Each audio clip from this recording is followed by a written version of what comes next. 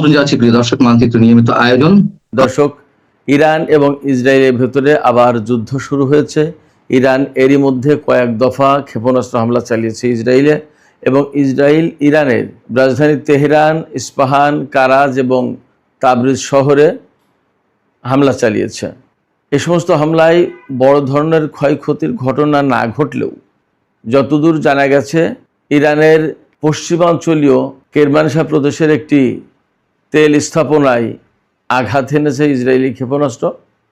তাতে খুব বড় ক্ষয়ক্ষতি না হলেও ইরানের তেল স্থাপনায় হামলা চালিয়েছে, এটি ইরানের কাছে একটা বড় ব্যাপার হয়ে দাঁড়াবে, এবং এর কারণে যুদ্ধের মাত্রা বা ইরানের পক্ষ থেকে জবাবের মাত্রা অনেক বেশি শক্ত হতে পারে বলে ধারণা করা হচ্ছে।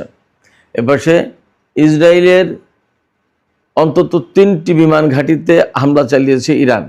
ঘাঁটিগুলো হচ্ছে নেভাতিম এয়ারবেজ, তেল নফ এয়ারবেজ এবং রামাত ডেভিড এয়ারবেজ। এর ভিতরে নতুন মাত্রা যোগ করেছে ইয়েমেন, কিন্তু এই যুদ্ধে জড়িয়ে গেছে এবং ইয়েমেন থেকে ইসরায়েল লক্ষ্য করে ক্ষেপণাস্ত্র হামলা চালানো হয়েছে। এপাশে ইরানের পক্ষ থেকে বলা হয়েছে, যুদ্ধের বিস্তৃতি যদি বেশি ঘটানো হয় তাহলে প্রয়োজনে বাব আল মানদেব প্রণালী বন্ধ করে দেওয়া হবে। তার মানে দাঁড়াচ্ছে যে যুদ্ধ একেবারেই সহজে বা অল্পের ভেতরে শেষ নাও হতে পারে। এবং আরেকটা লক্ষণীয় ব্যাপার হচ্ছে, মার্কিন প্রেসিডেন্ট ডোনাল্ড ট্রাম্প নেতানিয়াহুকে ইরানি হামলার জবাব না দেওয়ার জন্য বলেছিলেন, কিন্তু নেতানিয়াহু ট্রাম্পের কথা না শুনে ইরানের বিরুদ্ধে যুদ্ধ শুরু করেছে। তার মানে হচ্ছে এখানে নেতানিয়াহু এবং ডোনাল্ড ট্রাম্পের ভেতরকার বড় রকমের টানাপোড়েন আছে, তা মোটামুটি প্রকাশ্যে চলে এলো। তো সুপ্রিয় দর্শক, এই বিষয়গুলো নিয়েই এখনকার ভিডিও। আশা করি শেষ পর্যন্ত আপনারা সঙ্গে থাকবেন, আর ভিডিও ভালো লাগলে লাইক, কমেন্ট, শেয়ার করবেন এবং চ্যানেলটি সাবস্ক্রাইব করে সাথেই থাকবেন। দর্শক, চলুন বিস্তারিত আলোচনা করি। ইরান কেন এই হামলা শুরু করলো? মূল খবর তো আমি আগেই বলেছি যে ইরান ইসরায়েলের বিরুদ্ধে হামলা চালিয়েছে। এ পর্যন্ত কয়েক দফা ক্ষেপণাস্ত্র হামলা চালিয়েছে, গত রাত থেকে শুরু করে আজ সকাল এখন ইরানে এখনও পর্যন্ত হামলা চলছে। এই ভিডিও যখন করছি বাংলাদেশ টাইম 12:30, তখন ইরানে 10টা। ইরানের পক্ষ থেকে তখনও ইসরায়েলে হামলা চালানো হচ্ছে। এই হামলাটা কেন শুরু হয়েছে? এই হামলা শুরু হয়েছে ইরানের পক্ষ থেকে। তার কারণ হচ্ছে, লেবাননের রাজধানী দাহিয়া এলাকায় হিজবুল্লাহর সদর দপ্তর অবস্থিত। ইরান আগেই বলে রেখেছিল যে ইসরায়েল যদি রাজধানী বৈরুতে হামলা চালায় তাহলে ইরান ইসরায়েলের বিরুদ্ধে হামলা শুরু করবে।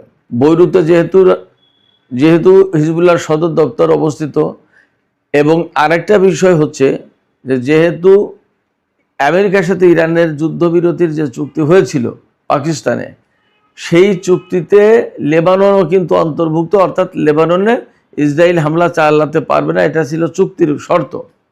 সেই শর্ত ভেঙে ইসরায়েল কিন্তু সবসময় হামলা চালিয়েই যাচ্ছে, এবং আমেরিকার পক্ষ থেকে প্রকৃতপক্ষে এ ব্যাপারে কোনো ব্যবস্থা নেওয়া হয়নি, এবং ব্যবস্থা নেওয়ার খুব কারণ আছে, এমনটাও ভাবার যুক্তিযুক্ত কারণ নেই। তো যাই হোক, তো ইরান এক সপ্তাহ আগে ইসরায়েলকে একবার সতর্ক করেছিল এবং একেবারে সরাসরি ঘোষণা করেছিল, সেদিন ইসরায়েল লেবাননের রাজধানী বৈরুতের লোকজনকে সরে যাওয়ার জন্য বলেছিল যে সেখানে তারা হামলা চালাবে। তখনই ইরানের পক্ষ থেকে একদম সুস্পষ্ট ঘোষণা দেওয়া হয়, ইসরায়েল যদি লেবাননের রাজধানী বৈরুতে হামলা চালায় তাহলে আজকেই ইরান ইসরায়েলের বিরুদ্ধে হামলা শুরু করবে। এরপরে মার্কিন প্রেসিডেন্ট ডোনাল্ড ট্রাম্প নেতানিয়াহুকে ফোন করেন এবং অনেকটা ঝগড়া মতো করেন বা বকাবকি করেন। যাই হোক, সেই হামলা আর হয়নি, কিন্তু ঠিকই এক সপ্তাহ পরে গতকাল ইসরায়েলের সামরিক বাহিনী লেবাননের রাজধানী বৈরুতে, বিশেষ করে দাহি এলাকায় যেখানে ইসরায়েলের সদর দপ্তর অবস্থিত, সেখানে হামলা চালিয়েছে। যদিও হামলায় বড় রকমের ক্ষয়ক্ষতির কোনো ঘটনা ঘটেনি, কিন্তু এটা ছিল যেহেতু ইরানের পক্ষ থেকে রেড লাইন, অর্থাৎ এইটা হলো রেড লাইন। ইরান বলেছিল এটা ক্রস করলে তখন ইরান অ্যাকশানে যাবে। সেই রেড লাইন ক্রস করার সাথে সাথেই ইরানের পক্ষ থেকে ব্যবস্থা নেওয়া হলো। এই ব্যবস্থার আওতায় প্রথমেই ইরান ইসরায়েলের বেশ কয়েকটি জায়গায় হামলা চালিয়েছে, তার ভিতরে জেরুজালেম রয়েছে, হাইফা এলাকা, বিশেষ করে ইসরায়েলের উত্তর অঞ্চলে ইরান হামলা চালিয়েছে। আর এই যে রামাত ডেভিড যে এয়ারবেজ, এই এয়ারবেজটা উত্তর অঞ্চলে অবস্থিত, সেখানে হামলা চালিয়েছে। এই এয়ারবেজ সম্পর্কে একটু বলে রাখতে হয়, এই বিমান ঘাঁটিটা 1942 সালে দ্বিতীয় বিশ্বযুদ্ধ চলার মধ্যেই ব্রিটিশ সরকার তৈরি করেছিল দ্বিতীয় বিশ্বযুদ্ধে এই ঘাঁটি ব্যবহার করার জন্য। তখন তো আর ইসরায়েল ছিল না। ইসরায়েল নামক রাষ্ট্র তো প্রতিষ্ঠা হলো 1948 সালে, এই ঘাঁটি প্রতিষ্ঠার আরও 6 বছর পরে। তো 48 সালে যখন ইসরায়েল প্রতিষ্ঠা হলো, তখন ইসরায়েল এই ঘাঁটিটা তাদের নিজেদের মতো করে পেল এবং তারা ব্যবহার করা শুরু করলো। দিন দিন এই ঘাঁটি অনেক বেশি শক্তিশালী ঘাঁটিতে পরিণত হয় এবং এটা মূলত সিরিয়া, লেবানন এই অঞ্চলে হামলার জন্য এই ঘাঁটিটাকে ব্যবহার করা হয় ইসরায়েলের পক্ষ থেকে। এই রামাত ডেভিড এয়ারবেজ এটা বেশ শক্তিশালী এবং গুরুত্বপূর্ণ ঘাঁটি। এই ঘাঁটিতে ইসরায়েলের আপনার F-16 জঙ্গি বিমান থেকে শুরু করে গুরুত্বপূর্ণ অস্ত্র, ড্রোন এবং বিমান প্রতিরক্ষা ব্যবস্থা এগুলো এখানে রাখা হয়। তো এটা যেহেতু খুবই গুরুত্বপূর্ণ একটা ঘাঁটি, এবং এই ঘাঁটি থেকেই গতকাল লেবাননের রাজধানী বৈরুতে হামলা চালানো হয়েছে। ইরান সবসময় বলে কি যেখান থেকে হামলা চালানো হচ্ছে সেখানে হামলা চালানো হবে। তো ইরান স্বাভাবিকভাবেই এই রামাত ডেভিড ঘাঁটিতে হামলা চালিয়েছে। এরপরে তেলনভ এবং নেভাটিম এয়ারবেজেও হামলা চালিয়েছে। এই প্রত্যেকটা ঘাঁটি, ইসরায়েলের প্রত্যেকটা বিমান ঘাঁটি খুবই গুরুত্বপূর্ণ এবং সেখানে খুব দামি গুরুত্বপূর্ণ যুদ্ধ বিমান রাখা হয়। তো টোটাল ক্ষয়ক্ষতির পরিমাণ কি এটা এখনও পরিষ্কার জানা যায়নি। তবে ইরানের পক্ষ থেকে প্রথম দফা হামলা চালিয়ে বলা হয়েছিল ইসরায়েল যদি জবাবি হামলা চালায় তাহলে তার বিরুদ্ধে খুবই শক্তিশালী হামলা চালানো হবে। আমরা দেখতে পাচ্ছি যে ইসরায়েলে পরবর্তীতে ইরান আরও হামলা চালিয়েছে এবং এই সমস্ত হামলায় কী ধরনের ক্ষয়ক্ষতি হয়েছে আমরা জানার অপেক্ষায় থাকি। তবে যেহেতু হামলার মাত্রা বেড়ে যাচ্ছে, তাতে এমন আশঙ্কা করা যাচ্ছে যে এই সংঘর্ষ একটা পূর্ণাঙ্গ যুদ্ধের রূপ নিতে পারে, এমনকি সর্বাত্মক যুদ্ধ শুরু করতে পারে। যদিও ডোনাল্ড ট্রাম্প গতকাল ইরান হামলা চালানোর পরপরই ইসরায়েলের প্রধানমন্ত্রী বেনিয়ামিন নেতানিয়াহুকে বলেছিলেন যে ইরানের এই হামলার জবাব দেওয়ার প্রয়োজন নেই। নেতানিয়াহু ডোনাল্ড ট্রাম্পকে মুখে মুখে বলেছিলেন যে আচ্ছা ঠিক আছে, কিন্তু ঠিকই তারা জবাব দিয়েছে। তার মানে আপাতত আমরা উপর যা দেখতে পাচ্ছি তাতে ডোনাল্ড ট্রাম্প নেতানিয়াহুকে ইরানের বিরুদ্ধে অ্যাকশনে বা হামলায় না যাওয়ার জন্য পরামর্শ দিয়েছেন বা আহ্বান জানিয়েছেন। নেতানিয়াহু ডোনাল্ড ট্রাম্পকে আশ্বস্ত করেছেন যে ঠিক আছে, কিন্তু প্রকৃতপক্ষে নেতানিয়াহু ডোনাল্ড ট্রাম্পের কথা রাখেননি বা তার আহ্বান রাখেননি। সেই আহ্বান উপেক্ষা করে ইরানের সাথে যুদ্ধে জড়িয়েছে। এখন এখানে বিশেষভাবে অপেক্ষা করার ব্যাপার আছে যে আমেরিকা এই যুদ্ধে জড়িয়ে যায় কি না। যুদ্ধে যদি জড়িয়ে না যায় তাহলে এক কথা, আর যদি যুদ্ধে জড়িয়ে যায় তাহলে ভিন্ন কথা। এদিকে সৌদি আরবের প্রিন্স সুলতান এয়ারবেজে হামলা হয়েছে, তবে ইরান বলেছে যে তারা সৌদি আরবে কোনো হামলা চালায়নি। তাহলে পরিস্থিতি কি দাঁড়াচ্ছে? তাহলে কি ব্যাপারটা এমন হলো যে ইসরায়েলের পক্ষ থেকে সৌদি আরবের এয়ারবেজে হামলা চালিয়ে আমেরিকাকে এই যুদ্ধে জড়িয়ে ফেলার চেষ্টা করছে, এমন হলো কি না সে প্রশ্ন কিন্তু থেকে যাচ্ছে। এদিকে এখনো পর্যন্ত ইসরায়েলের সাথে ইরানের যে যুদ্ধ হচ্ছে গত রাত থেকে যেটা শুরু হয়েছে, এর প্রেক্ষাপটে উপসাগরীয় কোনো দেশে, কুয়েত, বাহরাইন, কাতার, সংযুক্ত আরব আমিরাত, এই সমস্ত কোনো দেশে এখনও ইরানের পক্ষ থেকে এখনও পর্যন্ত কোনো হামলা চালানো হয়নি। এটা এই যুদ্ধের বিশেষ বৈশিষ্ট্য। এই দেশগুলোতে হামলা চালানোর মূল কারণ ছিল মার্কিন ঘাঁটি, অর্থাৎ মার্কিন ঘাঁটি থেকে যদি আমেরিকা ইরানের উপর হামলা চালায় তাহলে ইরানও পাল্টা জবাব দিতে এই সমস্ত দেশের মার্কিন ঘাঁটিতে হামলা চালাতো বা চালানোর জন্য হুঁশিয়ারি দিয়ে রেখেছে। কিন্তু এখনও সম্ভবত যেহেতু ইরান এই সমস্ত দেশের ঘাঁটিতে হামলা চালায়নি, তার মানে ধরে নিতে হবে বা বোঝা যাচ্ছে যে আমেরিকা এই যুদ্ধে জড়িত হয়নি। এই হামলা শুরুর পরপরই ইরাকি প্রতিরোধ সংগঠনগুলো একেবারে সরাসরি হুমকি দিয়ে রেখেছে যে আমেরিকা যদি ইরানের উপরে হামলা চালায় তাহলে এই অঞ্চলের মার্কিন ঘাঁটিগুলো একেবারে জ্বালিয়ে পুড়িয়ে ছারখার করে দেওয়া হবে। এর মানে দাঁড়াচ্ছে যে ইরাকের প্রতিরোধ সংগঠনগুলো এরাও এই যুদ্ধে জড়িয়ে যাওয়ার জন্য প্রস্তুত রয়েছে। ইয়েমেন তো আছেই। আর লেবাননের প্রতিরোধকামী সংগঠন তারা তো যুদ্ধ করছে ইসরায়েলের বিরুদ্ধে। এপাশে হামাস ইরানের এই হামলাকে স্বাগত জানিয়েছে, প্রশংসা করেছে।